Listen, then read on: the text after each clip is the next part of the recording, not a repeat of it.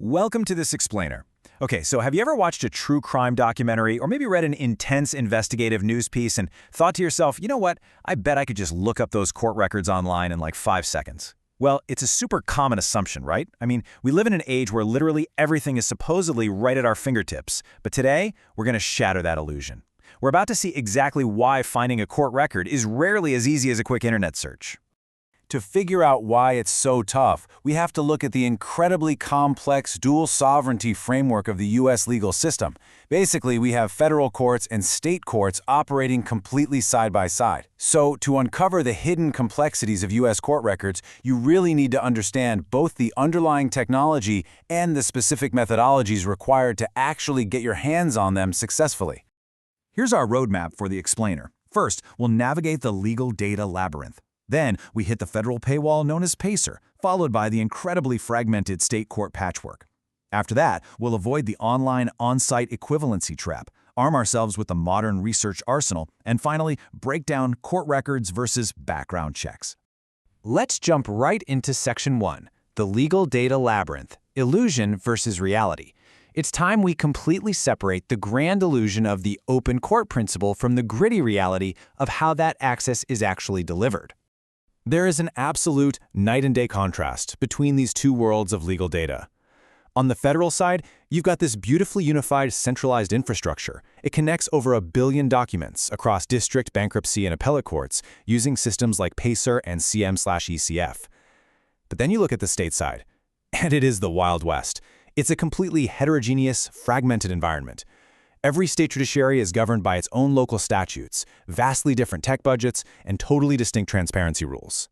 And that brings us to Section 2, the federal paywall, otherwise known as PACER. Because, yeah, while that federal system is beautifully centralized, it essentially operates as a massive, government-mandated toll booth funded primarily by user fees. PACER actually operates on some truly bizarre byte-counting economics. Standard electronic access costs 10 cents a page, which is capped at $3 maximum per single document. But wait, what exactly is a page when you're looking at a computer screen? Get this, for HTML search results, exactly 4,320 extracted bytes of data literally equal a single 10-cent charge. Now, there is a silver lining. Judicial opinions are totally free. And if your bill comes out to $30 or less in a quarter, they just waive the fee. But for heavy, everyday researchers, oh man, those extracted bytes add up incredibly fast. All right, moving on to Section 3, the state court patchwork. If the federal system is a paid toll road, the state system is a chaotic maze where the actual rules of the road completely change the second you cross a border. The complexities from state to state are honestly pretty dizzying. Take New York, for example. You've got this weird administrative hurdle where cases won't even appear in Webb's Civil Supreme until a request for judicial intervention is officially filed. Then you have Texas, which took a centralized route with ResearchTX, but they use a tiered subscription model, charging you $5 per individual case alert. Over in California, it's highly decentralized, with no state database at all, just 58 entirely separate Superior Court websites you have to hunt through. And Minnesota is a great example of the privacy angle. They use a two-tiered system restricting remote viewing of domestic abuse cases under the Federal Violence Against Women Act. Next up is Section 4, the online on-site equivalency trap. And this is exactly where we uncover why the stuff you see on your computer screen is rarely the whole story. Let's talk about the number 1,500.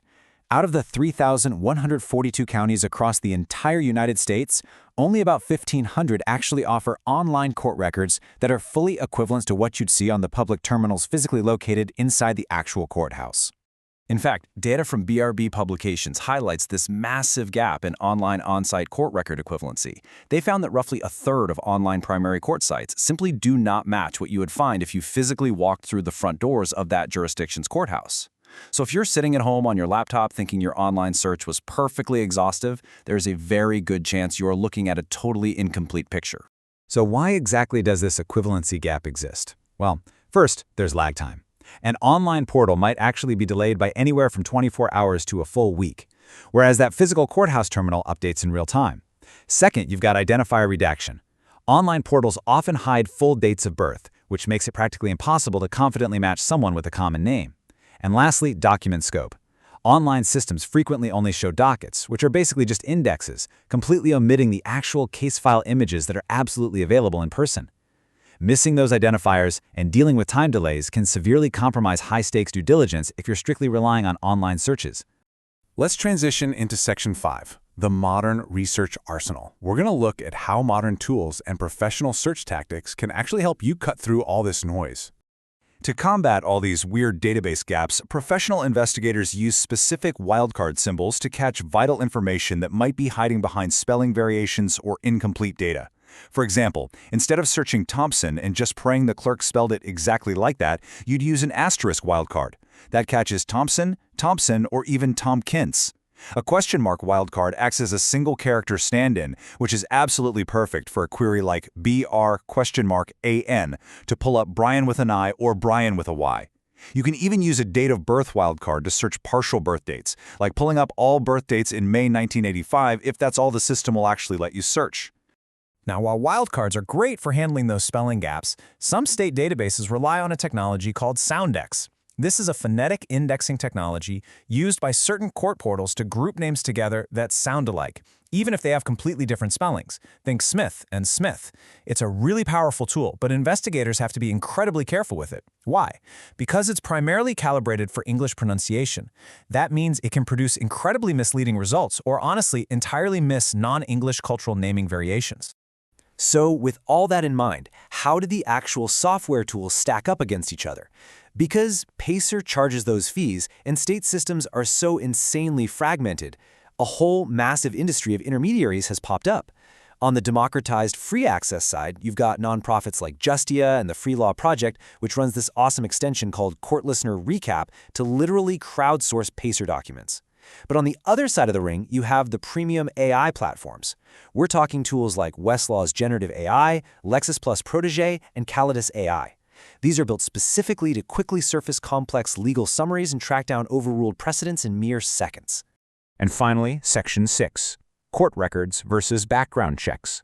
Understanding this difference is absolutely vital so you don't get tripped up during your research. We really have to remember what it is you're actually buying when you run a commercial background check versus checking an official court record. Commercial background checks are multi-jurisdictional aggregators governed by the FCRA. Now, they offer amazing, Google-like speed by scraping thousands of jurisdictions all at once, but they are absolutely subject to coverage gaps and stale data. Official court records, on the other hand, are the primary source. They are maintained by specific federal or county clerks and updated in real time right there on site. If a commercial check flags a hit on a subject, a true professional must always verify that hit against the official primary source at the clerk's office before making any kind of high-stakes decision. The landscape of legal data is shifting incredibly fast right now, especially with the explosion of virtual hearings and unified portals. So I want to leave you with this final provocative thought to ponder. As e-courtrooms continue to rise, how do we balance the democratizing power of digital transparency with the permanent public exposure of an online record? It is a fascinating labyrinth, and we're all going to have to navigate it together. Thanks so much for joining me on this explainer, and keep your curiosity sharp.